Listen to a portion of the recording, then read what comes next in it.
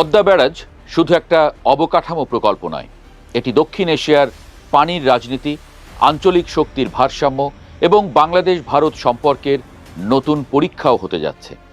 প্রায় ৩৩,৫০০ কোটি টাকার এই মেগা প্রকল্প ঘিরে তাই ঢাকার হিসাব যতটা উন্নয়ন কেন্দ্রিক, দিল্লির হিসাব ততটাই কৌশলগত।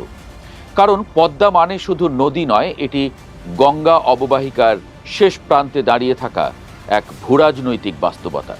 বাংলাদেশের দৃষ্টিতে প্রকল্পটির মূল উদ্দেশ্য স্পষ্ট। ফারাক্কার পর শুষ্ক মৌসুমে পদ্মা ও এর শাখা নদীগুলোর পানি প্রবাহ কমে যাওয়ায় দক্ষিণ পশ্চিমাঞ্চলে কৃষি, মৎস্য, নৌপথ ও পরিবেশ বড় সংকটে পড়েছে।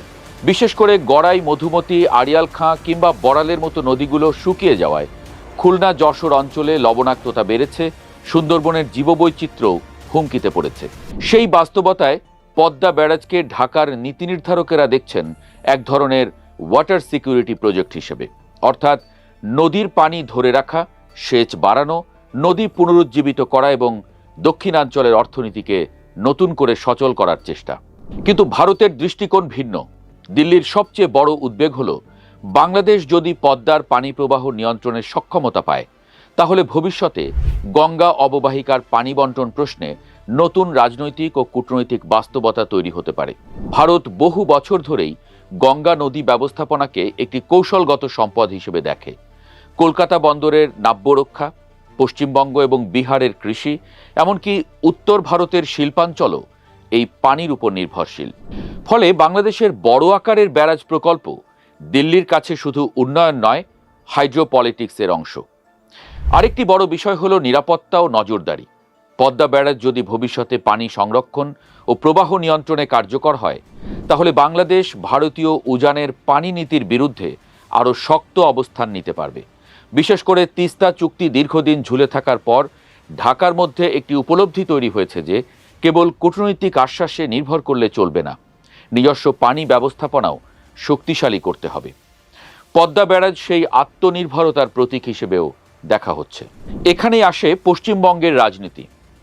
মমতা বন্দ্যোপাধ্যায় অতীতে তিস্তা চুক্তির বিরোধিতা করে দিল্লির কূটনৈতিক পরিকল্পনাই থামিয়ে দিয়েছিলেন। কারণ পশ্চিমবঙ্গের রাজনীতি সবসময় নদীর পানিকে অত্যন্ত স্পর্শকাতর ইস্যু হিসেবে দেখে। মমতা সরকারের সময় দিল্লি বাংলাদেশকে অনেক প্রতিশ্রুতি দিলেও বাস্তবে অগ্রগতি হয়নি। ফলে ঢাকায় এক ধরনের হতাশা তৈরি হয়েছিল। কিন্তু এখন পরিস্থিতি বদলেছে। পশ্চিমবঙ্গে বিজেপি ক্ষমতায় আসার পর কেন্দ্রীয় সরকার ও রাজ্য সরকারের মধ্যে সমন্বয় বাড়বে বলেই ধারণা করা হচ্ছে। এর ফলে দিল্লি চাইলে আন্তঃসীমান্ত পানি প্রকল্প নিয়ে আগের তুলনায় দ্রুত সিদ্ধান্ত নিতে পারে। তবে এর মানে এই নয় যে ভারত হঠাৎ করেই বাংলাদেশের সব দাবিতে সম্মত হবে। বরং বিজেপি সরকার বিষয়টিকে আরও বড় কৌশলগত কাঠামোর মধ্যে দেখবে। কারণ বর্তমানে ভারত সরকার দক্ষিণ এশিয়ায় চীনের প্রভাব ঠেকানোকে সর্বোচ্চ অগ্রাধিকার দিচ্ছে। পদ্মা ব্যারাজের সঙ্গে চীনের নাম জড়িয়ে যাওয়াটাও দিল্লির জন্য বড় উদ্বেগের জায়গা ছিল। বেইজিং আগে এই প্রকল্পে আগ্রহ দেখিয়েছিল, কিন্তু ভারত সবসময় আশঙ্কা করেছে চীন যদি বাংলাদেশের বড় নদী অবকাঠামোতে প্রবেশ করে, তাহলে তা কেবল অর্থনৈতিক নয়, ভবিষ্যতে কৌশলগত উপস্থিতিতেও রূপ নিতে পারে। বিশেষ করে বঙ্গোপসাগর, পায়রা বন্দর, রূপপুর কিংবা উত্তরবঙ্গের করিডোর ঘিরে চীন ভারত প্রতিযোগিতার মধ্যে পানি অবকাঠামো এখন ভূরাজনীতির অংশ। তাই বাংলাদেশ যখন নিজস্ব অর্থায়নে প্রকল্প বাস্তবায়নের সিদ্ধান্ত নিয়েছে, সেটি দিল্লির জন্য কিছুটা স্বস্তিরও বিষয়। তবে সম্পর্কের ভবিষ্যৎ পুরোপুরি নির্ভর করবে পানি কূটনীতির উপর। যদি ভারত মনে করে পদ্মা ব্যারাজ গঙ্গা পানি বন্টন চুক্তিকে ক্ষতিগ্রস্ত করবে, তাহলে দিল্লি কূটনৈতিক চাপ বাড়াতে পারে।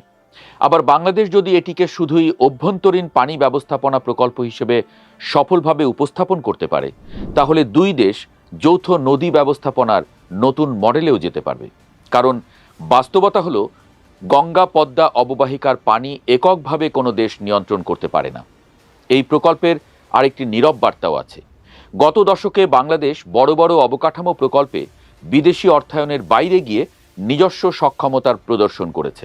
পদ্মা সেতু ছিল তার সবচেয়ে বড় প্রতীক।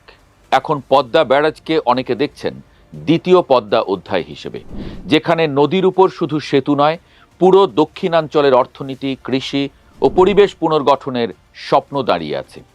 কিন্তু শেষ পর্যন্ত এটি শুধু প্রকৌশল প্রকল্প হয়ে থাকবে না, এটি হবে ঢাকা ও দিল্লির মধ্যে পানির কূটনীতি, আস্থার রাজনীতি এবং দক্ষিণ এশিয়ার নতুন ভূরাজনৈতিক বাস্তবতার সবচেয়ে বড় পরীক্ষাগুলোর একটি।